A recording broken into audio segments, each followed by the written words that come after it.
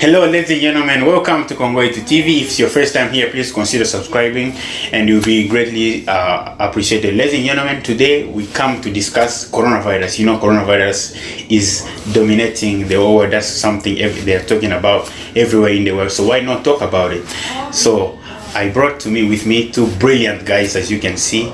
I have on my far right Joseph Kabila Kabarole, again a student at Genen University. Joseph, welcome to Congo-to TV. Thank you, Vital, for having me today. It's my pleasure to have you here. And on my near right, I have Ismaele, also a student at Genen University. Yves, welcome to Congo-to TV again. Thank you very much, Mr. Vital, to be on the show again. Great. Now, we know coronavirus has impacted people's lives in different ways. So you as a student, we know they had to shut down the campuses and you had to take classes online. So how was it like to take classes online? I know there's advantages and disadvantages. So how was it like for you? Well, on my side, this was the first time of me taking classes online. Okay. So it was a pretty challenging time because usually I go to class, I interact with students, I talk to professors, but this time around it wasn't the same. It was it was tough at the beginning, but at the end I was kind of getting used to it. Yeah. But I got over it. It was okay. So what were the advantages and disadvantages to it? Some of the disadvantages are, sometimes you learn by interacting with students. Yeah. So that was missing. Like you couldn't interact with anybody, and for the advantages part, I had more time to do my own stuff. Like I had more time for myself. I didn't have to wake up very early, prepare, go to class. You didn't have to drive. Yeah, to school, so I had more time for my own. Great. Yeah. Yves, do you feel the same way? And what was it like for you to take classes online? Was it the first time for you? How was the experience? Yes, as the friend Kabila just said right now, he kind of covered everything. Yeah. So from my own point of view, I would say that there's a very, very big challenges that we as students we were facing during this time. Because we usually take classes, we usually attend classes. We usually be in classes. But this time you have to be online, doing classworks and everything has to be online. So for us as students, the challenge that we have is that we don't get to ask questions directly to the professors. And then we do them through email. So for our students and for my own point of view, I would say that's very challenging for me. Yes, because when we were being in class, you could ask the professor the question instantly and you get the answer. But for the online situation, you ask the professor via email, and it takes up it depends on the professors. Some of them it takes up from the same day you get the answer, and some of them it takes up for a couple of days. So that way I could say that's the challenge. So that was the disadvantages you mentioned. What were the advantages for you? Any? For advantages, I would say that online is good. Online is good. For online, you don't have to attend classes. You can manage how you are going to respond to professors, how you are going to do your classwork by staying home. So that kind of gives us time to manage your own time. You don't have to worry about waking up in the morning or being late at on classes. So for me, I would say that's the advantage that I'm having at this time. Now I'm starting with you, and then we're gonna go to Joseph. Now sometimes you feel the pressure from teachers, like when they give you an assignment and you have to go to class. Your teacher's gonna ask you if you did your work. Don't you think people it was easy to procrastinate because you're just at home? Like I'm gonna do. I have time. Don't you think? Yeah. Thank you for asking the question. That's a very good question, especially as a student. Most of us are facing difficulties during this time. So for that situation, I would say that kind of put us as students in a bad situation, because there's somewhere that if you mismanaging the time, you end up by having a lot of work, and then that way you start hitting up the deadlines. And was it for you? Were you able to manage your time good, or yeah, for me, I would say that for the at the beginning, I was kind of in that situation, but I kept on using on it. And for right now, I would say that I'm having a very very good experience. Okay. Yeah. So what was it like for you managing time during this time? Well, I would say I absolutely procrastinated. Okay. Because you could be playing video I game all remember day. like when they give us like an assignment. Yeah. I just feel like I have a lot of time to like submit it, but then after like a day or two, it feels like it's very close and I haven't done it. I think I used to like give it like a very long time without doing it. So I think going to class was much better. You feel like you're pressured. Yeah. Yeah, you feel like there is a reason you have to do your work. But like when you stay home and you're being like nobody's forcing you, there is no that pressure, no that energy, and you don't put in any effort. So I think I was cheating a lot. Yeah, I was wasting a lot of time. Yeah, but at the end, I think I did good. Nice. Yeah. Okay, so I've heard from people. Some people say since we're at school, some teachers estimate that we have more time. So some students felt like these teachers were just bombarding them with work. Did you have? I'm starting with you. Were teachers giving you a lot of work than usual during this time? Well, I think yes. Yeah, giving more work. Yeah, I remember. Like when you go to class, I think some teachers use that time because you're in class. So like you spend that time in class basically. So if in case you don't have a Zoom meeting, they give you assignment for that time. So like for every class you had to get an assignment. So which made it like a lot. It made it like it increased the work we had to do. Yeah, it made it like very too much. Good. Yeah. How was it for you? Did your teachers pump you with work? Yeah, absolutely. I would say yes. But again, for if you go and see on look for other professors, most of them they were kind of organized, and then they were they knew how to manage this situation. So far, I would say that from my point of view, I would say that my professors are managing this situation very well, and then everybody is getting to do their work on time, and then. Yeah, so far I would say that they are managing the situation. Are you saying they gave you more work, or you think they didn't like usual? They didn't give you too much work. It was a new experience for us as students, and then for professors as well. So because I've never done this before. Yeah. So right now we say that they are doing their best they can to make everybody do their work as they were supposed to do. Okay. Yes. Now I'm starting with you, and then we're gonna finish with Kabila with this question, and then with this is the question that's gonna finish with your school thing experience. Have you heard from your school about if you are going back to school next school year, or if it's gonna stay online? And if you heard, what's your point of view on it? Do you think it's right to go back, or do you think is it not good to go back this coming up school year? What have you heard from your school? I would say that currently I haven't had anything regarding the situation, or regarding if we should go back to school, or if we should not go back to school on fall. But from my own point of view, from my own perspective, I would say that according to this situation, it looks like we haven't get on the time we can say everything is okay now. Everybody. So there's still danger. They can do whatever they was they can do everything as a normal So and then according from what I've been hearing on the news, it looks like everything is going to depend on the outcomes that is going to come from the news, or that's going to come from the government. Okay.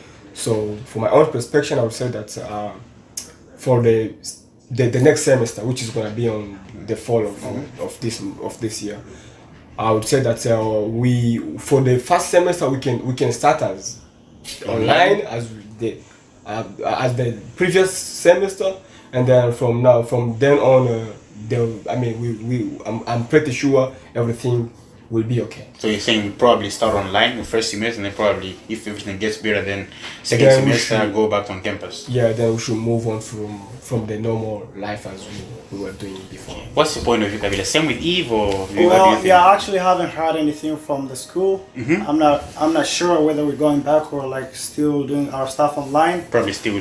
Yeah, I'm Thinking still. about it. Yeah, I don't know. Like I don't know how it's gonna be, but overall, I think it wouldn't be a good idea for us to go back to school. I think it's better if we stay home and still do our online classes. That would be very nice, and it's gonna at least decrease the spread of the virus of the pandemic that is going on. Yeah. Great. Okay, now let's move on. Apart from school, Yeah. how much impact has COVID-19 have had on your life apart from your academic life? Yeah. Well, before I answer that question, I would like to give my condolences to families that have lost their beloved ones. Sure. Yeah. Well, this pandemic has really impacted me as a person.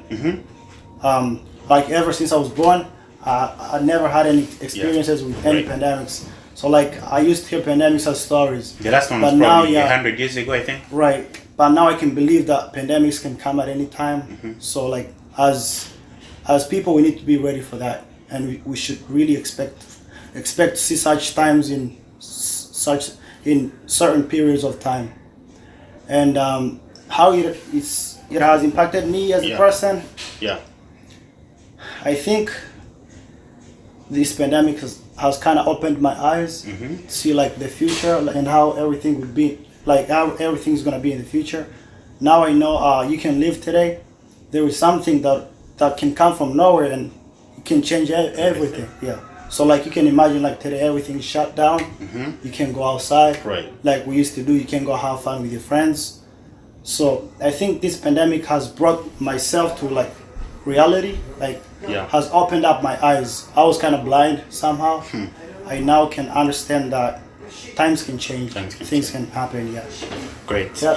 If what has this pandemic, what impact does it has on your life? Would you have the same point of view as Kabila? What do you think? For me, I would say that this is something new to me. I've never seen this before. So everything I'm seeing and I'm experiencing, it's kind of new to me. So I would say that it kind of shows me that the life you're living. It's always good to know that there must be some difficult times, and then there must be some easy time. So for there, I would say that it kind of reminds me to look on me and to look on my life and realize that everything you are facing or everything you are living, it's a blessing. So that's the thing I can say. Good. Now, is it not surprising to see countries very well developed like China, countries very well developed like USA, getting hit like that, and see how much hundreds of people have died? Do you think anybody was really ready for this? Do you think anybody was ready, even though people had, like China, the infrastructures, they have all the infrastructures, they make medicines, they have, you would think as developed as they are, you would think they are ready for this, Do you think we are ever ready for something like this? I mean, it's a very big problem that nobody has even figured out what's going on, what's really going on in the world. Depending on the countries like USA, everybody in the world will be believing that it's a superpower. Things like this disease, the country like the USA would know how to face the disease, or would know how to fight those diseases. Same thing as China, France, England. Yeah. So for there, I would say that this is very, very big thing, and then all the countries should come together and try to work together. Work together and try to see if things like this happens again. They should know how to face it. Kabila, do you think we are ever ready for something like this? Because it has caused so the damage is big. Yeah. Do you think we are ever ready with all the infrastructure we have, with everything we have? Well, based on your question, Mr. Vital, I would say like China, I don't blame China because the pandemic started from there. But as USA, I think I kind of take blame because they knew the pandemic was already there. They neglected so it. they never took measures ahead of time. Okay. So like if they had taken measures ahead of time, like block like the entrance of like people from outside, I think it wouldn't have been this bad. So due to the failure of taking measures ahead of time has led to this increase of mass spread of the virus. I guess there is ways to prepare for this, but so we could, if we heard that it's from China is coming, so we should have taken some measures. I think we first took it for granted and later took it serious. But if we had taken measures like from the beginning, from the beginning, I don't think it would have been this bad. But for China, I don't blame China because as you can see, it started from there. Yeah. As you can see, when the breakout came from China, everybody was neglecting, saying that the symptom that this disease has, everybody was taking as it's an easy thing. Flu. It's a flu. We all have been experiencing the flu, so it's gonna be as the flu, So I think the countries like USA and other countries around the world, they kind of slow down the actions at the beginning. I am pretty sure if all the countries were to take some very big decision at the beginning, we shouldn't be in this situation we're facing right now. Okay, now, see, it was even now, some countries are having difficulties, surviving through this because they are closing all the airports and everything, their borders, and when you close that, you are actually blocking people. And money. So money is not coming in as usual. Yeah. So don't you think that's what the problem was? I'm starting with you now. Yeah. Don't you think that's what the countries were afraid of? Close the country and then their economy then goes down, and then don't you think you would have? That's why they didn't close the country because. Yeah. Thank you very much for that question. Yeah. I think before everything, life matters the most. Life is the most important thing. You can't if I'm not alive, there is no I can go look for money. Yeah. So I think life without money too, how do we survive then? Well, you can always find some way to survive. I don't think money is the only way you can survive. Life is the most important thing. Before you look up, for example, if I had a farm, I think that farm would take care of me even though I don't have cash. Money is cash. Yeah. If I had a farm, that farm would take care of me for like a week or two. A farm can make me survive for a day or two. But I don't think it's a good idea to let businesses keep running when people are getting sick and dying every day. I don't think that's good. What's your point of view? Because I'm saying this is what the excuse for countries could be. I would say it would have been dangerous to close the country that early. Yeah. We need money. We need to generate money. Even money was needed to get ready for the pandemic. So was it right to keep the country open, or should they have closed it even though the economy would have gone down? The question is good, and about if you look that the country that they closed early that they knew that the pandemic went. Is there really a country that closed early? I think China took some very big action at the beginning, and that's Korea or North Korea. What is the country there? The Philippines? No, I think it's South Korea or North Korea. They don't have any cases, I guess. They don't have. He's talking about North Korea because their country is always closed. So for them it was just normal. People go in though. They go in, but it's not as much as other countries outside the Asia. What if because now on the issue of North Korea, we heard I heard it when people say everybody that catches coronavirus they kill them. So because that guy is a dictator, killing somebody doesn't really mean anything. It's like killing a fly. Yeah. So and then the thing is in North Korea when they might even have some many cases and they just hiding it. Yeah, you never know because it's kind of. They can't documents. And they control the media there. So if they say nothing about coronavirus is going outside the country, nothing is really going outside. Yeah. So, do you think countries should have closed early, even though it was a risk for their economy? What do you think was the right thing to do? Close the country and face the consequences, you know, the economic consequences, or was he just right? Because Kabila says we need life is what is much necessary, so he should have closed the country even and face the consequences, the economic consequences. Well, because I believe I'm sorry for interrupting you. Economically, it's easier for you.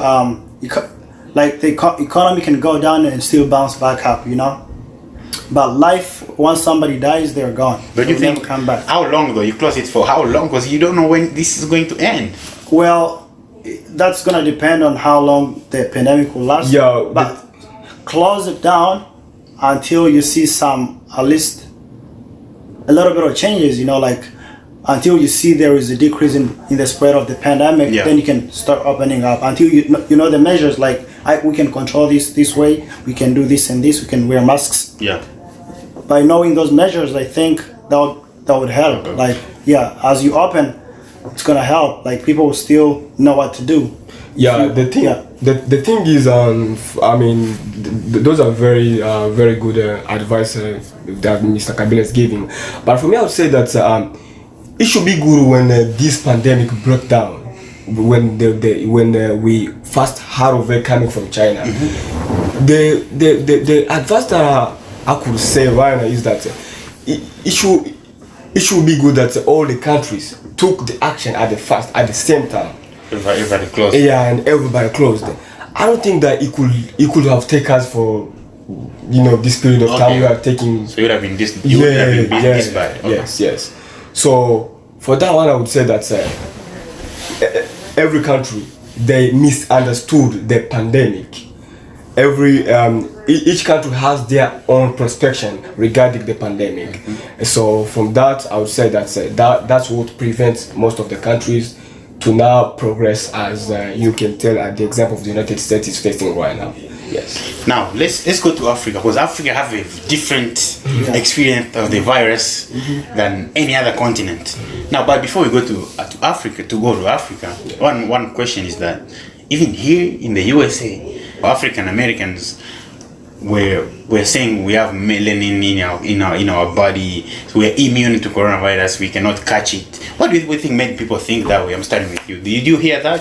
So like some African Americans were saying they won't catch coronavirus, and I think because of what they were thinking, they were not taking measures to protect themselves, and now most of African Americans have died from it. What do you think made people think that they cannot catch coronavirus? Because I would say that when the pandemic broke down, a lot of people were saying that African American they cannot get the virus, but we end up by having some of them starting getting the virus. As the players will be hearing, it's all over the world, So for them, I would say that as I told you that when the virus came out, each one of us had their own perspective or their own point of view of the virus. So that's what happened, and then everybody started having problems. What do you think? Well, I think I heard about it, like when they said black people won't get affected by the coronavirus. I heard about it. So it's just misinformation. I just had a feeling. That it's not gonna happen. If it's impacting white people, if it's catching white people, it's still gonna impact black people as well. We're all human beings. Just I believe we're all the same people. We have the same immune system. I couldn't believe it. I knew black people would still get impacted. And the example that I can give, if you can take the example of Madagascar, there's a news going on that Madagascar have found the cure of this virus. Okay, now we're going there. Before you touch Madagascar. Now we're going to Africa. Africa. Everybody was saying Africa was at the high risk of being hit so hard because one, infrastructure. Most countries don't have enough infrastructures or appropriate infrastructures to face this.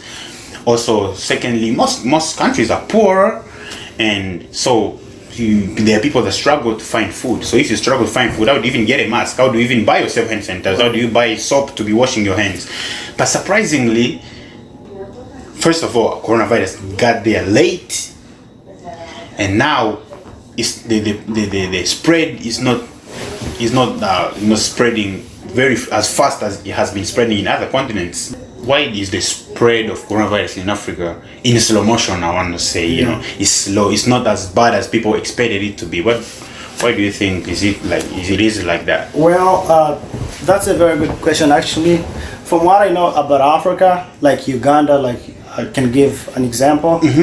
When President Yoweri Kaguta Museveni had the first case, everything went under lockdown. Everything shut down and everybody was forced to stay at their places. And with coronavirus, when you have one case, that means you have 10, you just don't know. Right. But I'm very proud of what he did. Okay. After the first case, everything shut down completely. Until today, he keeps on adding more days. So I think that has really helped and decreased the spread of the pandemic.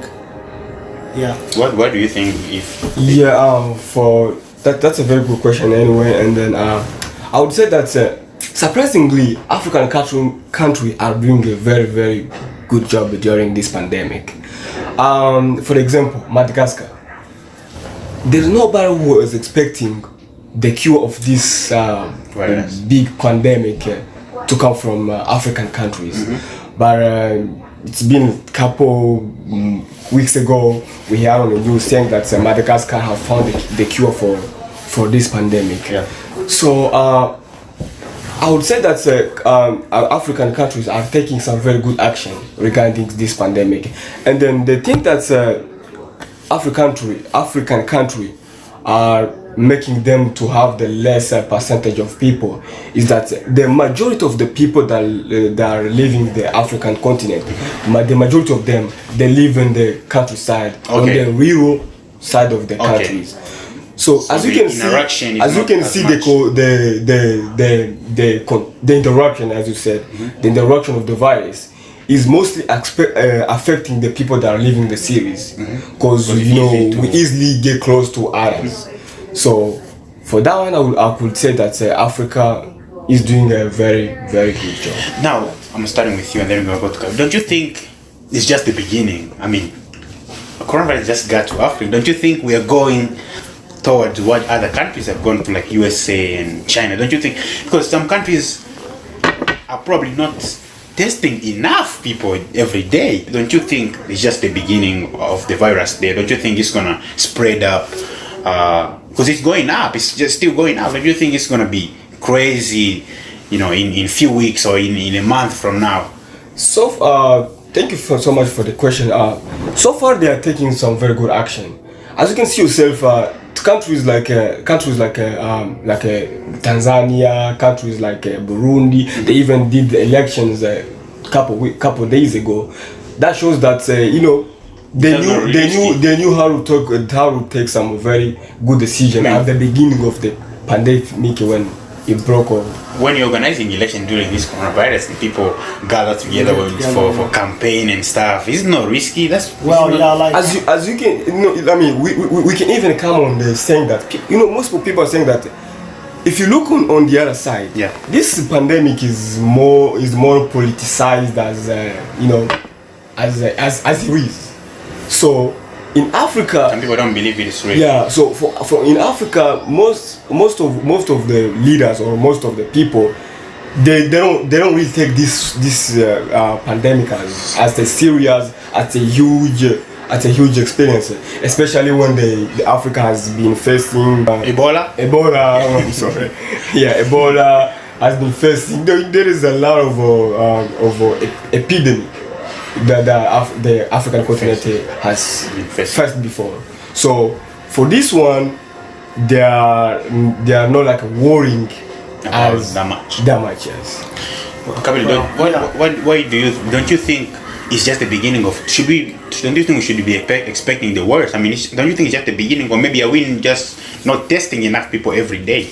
Well, for that question, I would say I don't think it's gonna be as bad as it is here. Okay. Yeah, because like when I compare like Uganda and maybe like the state of Pennsylvania, we are like 100 times better than Uganda. Okay. If you compare the death rates and the people who are infected, I think Uganda is doing really good. I don't think it's gonna get to this extent. Okay. Because Uganda currently has about 150 cases, and wow. almost 70 of them have recovered, and Wow. 0 deaths. That's like almost 50%. Right. So I don't think it's gonna be this bad. It's still gonna hit us in Africa, but like it's not gonna be as bad as in here. Not as it is here. Yeah. Now in Burundi, they've just organized the election. Don't you think that was exposing people? They see the campaigns and even just voting. People go and vote at those ballot papers or those ballot stations. Don't you think they were just exposed? Okay. The expectation that most of African countries has, because they know that in Madagascar they found the cure of it, so that gives them strength. But I don't think Burundi has ordered the cure yet. No, most of the countries are ordering the cure from Madagascar. Like countries that I know, like Tanzania, they already ordered the cure. Senegal, they have. Senegal, even Congo, because as you can tell, the doctor from Congo, he's the one of the crew that found the found the cure. So for those African countries, I could say that they know that this is not something very tragic for them to worry about. That's what you could tell yourself. Like in Burundi, they've organized the election, and even in Burundi, they've fired the WHO. It's not longer there. They don't want to depend on it. They don't want to depend on them. Well, yeah. On that question, I believe it's not a good idea to conduct elections during this time.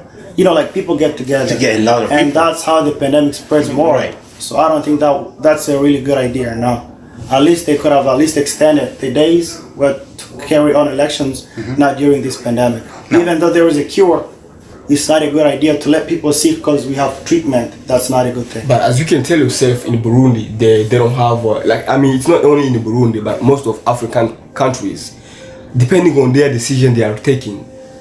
As you can see, even now there's not like a lot of death or a lot of people affected with the virus in the continent. But don't you think that's exposing them to the virus? Yeah, by that's allowing them to gather. That's like putting them out there, let them get sick. We don't care. That's almost being like they can get sick. It's not a big deal. So depending on their decision or their action they've taken. So far, I would say that they are doing a very good job. Okay, we'll see. Because as in Tanzania, let me just finish giving you this example. As you can see in Tanzania, the president has stopped the people, tell people to not lock down the country. Because there's no way you can lock people inside the house and expect them to eat or survive. Yeah. So far, I could say that. Most of the leaders in Africa, they are doing a very, very good job. Yes. Okay. Now, see, you said Museveni said they should lock down the country, the borders, and the airports. Now, for how long? And they keep adding up the days to stay home. Now, for how long do you think people will survive this? Because some people will go in the morning to find what to eat every day. Some people, they have to find food on a daily basis. Yes. How are those type of people going to survive? Is there any assistance from the government? How is Museveni doing? Well, yeah, some people, from what I know, some people are getting some assistance from the government. Okay. But I don't think that's gonna last forever. It's not gonna last forever. And I believe people need to go out there and make their businesses and find ways to survive. But I don't think he's doing a bad idea because this is like a war, When there is a war, you don't go to work. You don't go to work because you're gonna die, So you gotta stay home and try to stay safe for your own benefit. I don't think he's doing a really good job, and not for his own sake, but for his people's sake. Don't you? Okay. Yeah. Don't you think people will start dying? I'm coming to you and then. Yeah. Oh, don't you think people have the risk of start dying of hunger instead of dying from coronavirus? Yes. As I told you, so. The result that everyone or each country is going to get is going to depend on the action and the decision they've made from the first time the pandemic has break down. So, every leader or every country has their own decision. But from the Uganda situation, I would say that if you lock down the people in their home and and tell them to now, do their Daily activities, job or their daily basis, activities. That's a very bad decision, especially in Africa, where there's not a lot of people that get support from the government. How's the government how's the government going to help everybody help everybody in the countries? So it's tough. I would say that's it's let really me ask bad. you this question, Okay. very quick. Okay. So you think it's a bad idea for Museveni, like even, okay, let's say in Africa, for a president Yes. to lock down down. everything? You think it's a bad idea? He should just let people get exposed to the pandemic? It's not a bad idea to lock down the country. Yeah. But at the same time, it's kind of bad idea. Let me give you the example that it's a bad idea. So it's a bad idea that there's no way you can lock down people in their homes and expect them to Survive. To survive. They don't have food. They don't have anything to eat. But if you let people go outside, do their own, especially those people that lives in the cities. Those are the people that there's the people that they only expect on the that thing they get and eat it. For the people that lives in the rural, I can understand. But people that lives in cities, how are you gonna lock them down in their house and expect them to eat? Okay, imagine you were the president. How'd you handle this situation? For me, if I was the president, and then this situation happens, I could only give the order from the people in the rural to do their own thing, but in people in the city to lock down. But no, like it is in Uganda or some of the countries in the continent. Did you just say people who are in the city are like riskier? Yeah, he's saying he would tell the people in the city to stay home. But people in the rural, they do their own thing. People in the city are the most affected, their stuff. Because they get close to each other easily. But people in the rural, there's a house here and there's another one over there. You could just tell them to stop, visiting some unnecessary, visit. But the people in the cities, and find a way you can treat each one of them. Yes.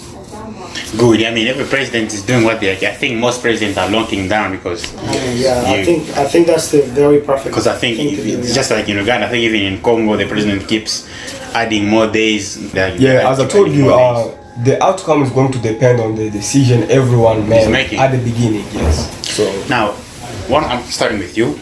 Here's the question. In Africa, not everybody believes coronavirus is real. Yeah. Even though people are dying of the virus.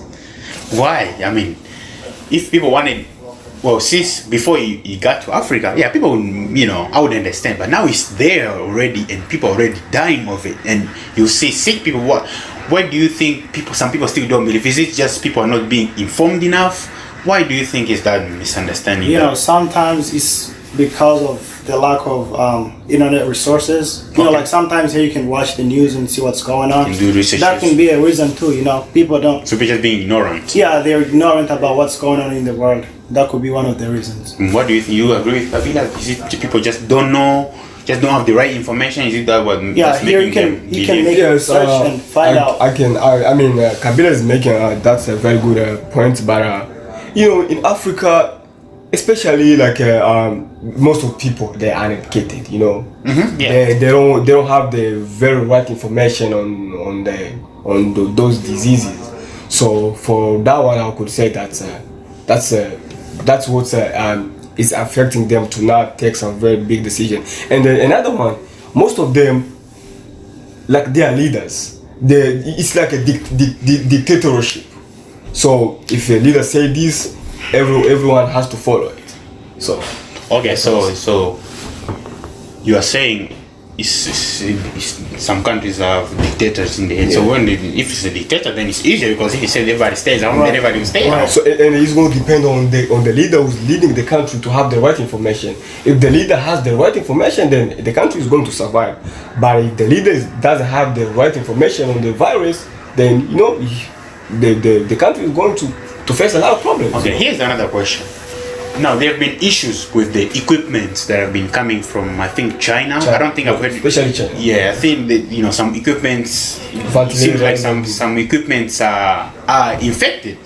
So, and I also heard from the Tanzanian president, he mentioned that they ran the test on different things, on fruit and different animals, and everything tested positive. Yes. So, is it not something else that's showing to people that coronavirus is probably not real? Is it not what is putting the doubt into people? When you test an animal is positive, a fruit is positive, so do you really know if the people you are testing is positive? Don't you think that's what is putting the doubt in people?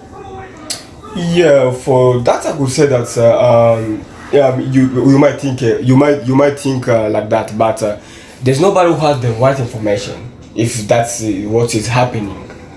But I could say that most of Africans they are being very, very aware of this disease, or they are not arguing with the decision that are being taken of the West, the European countries or the United States, because of you can take the example of the leader of the WHO, World Health Organization. Yeah, World Health Organization. Mm-hmm. So when the disease came, or when the medication, the cure came from Madagascar, everybody denied it. They really want the cure to come from African countries. So they now African they are starting. That's not what the World Health Organization said. They said they don't think. Yeah. The real one. The one that they're calling COVID. COVID organics. That's what they're calling the cure that's in Madagascar. The World Health Organization said they don't think the COVID organics from that's in Madagascar has the effectiveness, that's the efficiency to cure coronavirus. They did not say it's just because it's from Africa. So depending on the cure that came from Madagascar, the leader of Madagascar, Landura Jorina, even did his own testing. Okay. And then other leaders or scientists, they try to do their own tests, and then all people that were positive on the virus, they came to be negative. So they are now wondering. So the result was positive. They are now wondering, how can we find a cure? And the cure that we found is being denied by the WHO or the European countries. So that's what makes them in the darkness to now know what's the really vision of this pandemic.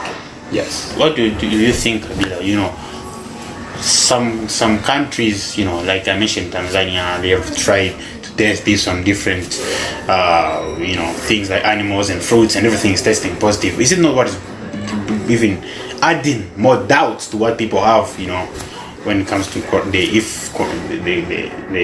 when it comes to whether coronavirus is real or not? Yeah, I mean that could be one of the contributing factors. Mm-hmm. Well, as you know, like in Africa, it's not like here. You have access to anything you want. Almost, if you want to look up something, you have your cell phone, you have your computer. It's very easy. So I think that could be one of the contributing factors. If a cow can test positive, a goat can test positive, even fruits can test positive, people will be like, this is not real. I don't think this pandemic is even real. I believe that can be one of the factors too. Yeah. Good. Mm-hmm. So now it seems like it's being tough now to prove the authenticity of the virus. And now, every president is doing what they want. America, they're trying to open up things, and some countries are still in lockdown. And, as this world is going through this, some countries are looking for vaccines, and Madagascar has the cure. What do you guys think the solution would be then? Because just Eve mentions they have the cure in Madagascar, but it's being disputed, it's being accepted. And when they were talking about vaccines from like France and other countries, a lot of Africans were against it, like they're not gonna try those vaccines on us. So what is going to be the solution to this then? I'm gonna start with you. What do you think? the solution would be? Honestly, like you guys said, Madagascar has discovered the medicine. Should they just everybody try it? Yeah, if they believe that's the correct medicine, then it should be distributed to everybody. They believe the problem is the WHO, the organization that control the health. Yeah, so this is what I'm saying. Is denying it. Yeah. And the European countries, they are denying it. So now Africans, they are asking it themselves, how can we find a cure for the pandemic that everybody is facing? It's a very big problem with the world right now, and they are being denied it. So that shows them the very, very bad idea and the vision of this pandemic. Yeah. That's why people tell the some of country they are not even caring about locking down their country according to the situation. Okay, I believe Africa should just do their own thing. If they have found their cure and WHO doesn't want to take it, they should just ignore them, right? If they ignore them, they should also do their own thing. Like if they ignore their treatment, they should just use it for themselves. And if the the organization WHO doesn't want to take it, they should do their own thing. Okay. Now, when when the vaccine is coming from USA or France, all these other countries, Africans have no faith, in those, have no faith in those vaccines, and now that there is a cure in Africa, also other people are not, they don't believe in those. So what do you think should do? Should Africa just do their own thing? Should every continent in the country do what they want to do when it comes to the cure to the virus? Yes. First of all, I would say that Africa, yes, they should do their own thing. Okay. But if we end up by each country or each continent to do their own thing, we're gonna end up by facing a very, very big division. problem. Yeah. That's like divided. That's gonna cause a very big war. Okay. If this continent is doing their own thing and we are doing our own thing, how are we going to come up and find a very big solution that can be trusted by everyone? So for that one, I could say that it's just it's a problem that in regards on WHO has to work with all continent, all country, regardless of where it's from or who it is. That question regards to the world. Yeah. Well, yeah. In addition to what you just said, like you said, if we say Africa should just focus on its own and do their own thing, I think it's gonna cause a very big division, and I don't think that's a good idea. It's time to get together and work Yeah, together. it's better if all countries get together. Conquer this. Yeah, and fight together. Yeah. They say like one hand. Okay, two hands is better than one hand. So like if they all come together, I think it's gonna be a very good idea. And it's gonna help like really much. Yes. Yeah. Thank you very much, guys. Yeah. I think we've even surpassed the time we were supposed to spend here. So ladies and gentlemen, that marks the end of this interaction. But before we close, do you guys have any words? If you have any words, I'll start with you. Give your words to the people if you have any words, and then we'll finish with you. Okay, one thing I would like to say is to appreciate my brother Vital for inviting me here today, and I'm very happy to share my ideas with you guys. Yeah, for me, I would say, I'm starting by thanking you for, doing all these works, bring us together and share our point of view. Thank you. So, thank you very much for, everything. Yeah, thank you. And I look forward to coming here again. Yeah, sure. Hopefully you come back again. Yeah. Thank you so much. Ladies and gentlemen, as we just ended this, if time allows us, we're gonna come back again and discuss different issues. There's a lot to talk about. We decided to talk about this today since this is still something that's still dominating the world. It's something that's still affecting the world. That's something that's still affecting how everything works in this world. So we'll come back again. Just remember, stay safe out there. Coronavirus is real. So may God be with us. May God protect us. And remember, we are still together. Yeah.